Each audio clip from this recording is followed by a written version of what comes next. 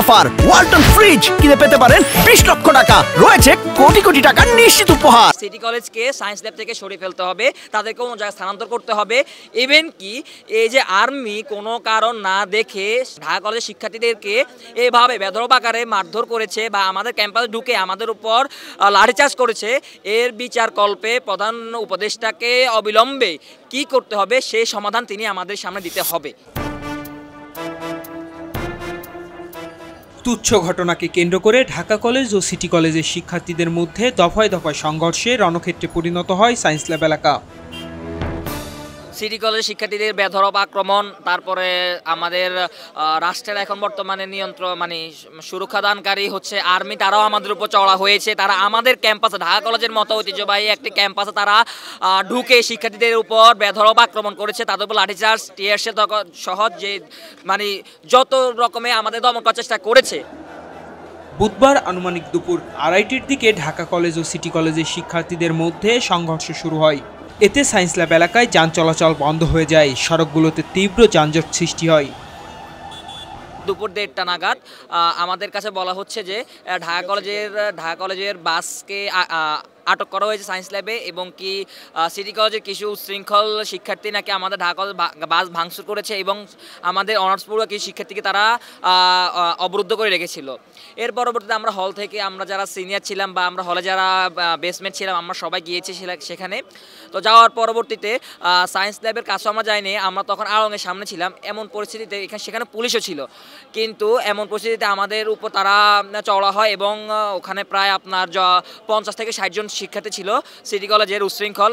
সেখানে বহিরাগত অনেক শিক্ষার্থী ছিল যাদেরকে আমরা চিনতে পারিনি, এবং সেখানে তাদের কোনো আইডি কার্ড ছিল না, তাদের কিছু ছিল না। ইভেন কি তাদের মারমুখী মনোভাব বা তাদের দেহের অঙ্গভঙ্গি অনেকটা আমাদেরকে সে প্যাসিজবাদী বা প্যাসিস্ট সরকারের দোষদের মতো আমাদেরকে লাগছিল। তার পরবর্তীতে আমি সেখানে অবস্থান করছিলাম এবং আমি বলছি, আমি তোমাদের সিনিয়র, আমি অনার্স পড়ুয়া শিক্ষার্থী, তোমাদের বড় ভাই, কি হয়েছে আমাকে বিষয়টা খুলে বলো।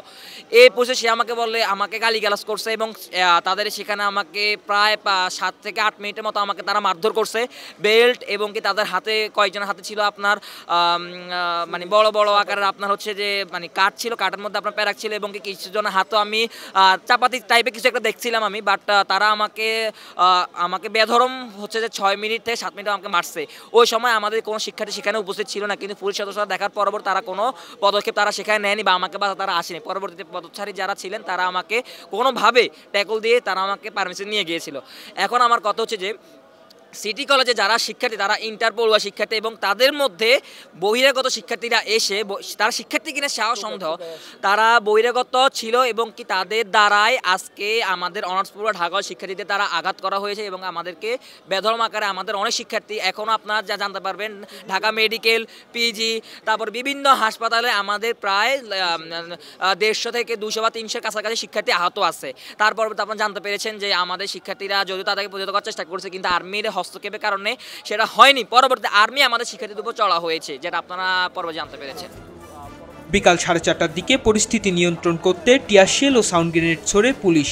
এ সময় সেনাবাহিনীর সদস্যরাও মাঠে ছিলেন। এরপর সিটি কলেজের শিক্ষার্থীরা পিছু হটেন। ঢাকা কলেজের শিক্ষার্থীরা সায়েন্স ল্যাব মোড়ে কিছুক্ষণ অবস্থান নিয়ে ক্যাম্পাসের দিকে চলে যান।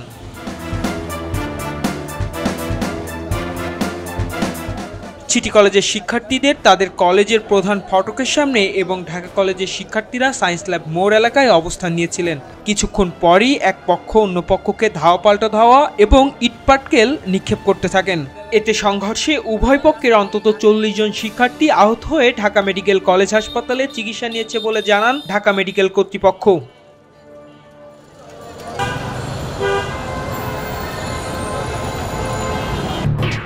এলো খবরের কাগজ, নিখাত, নির্ভীক, নিরপেক্ষ।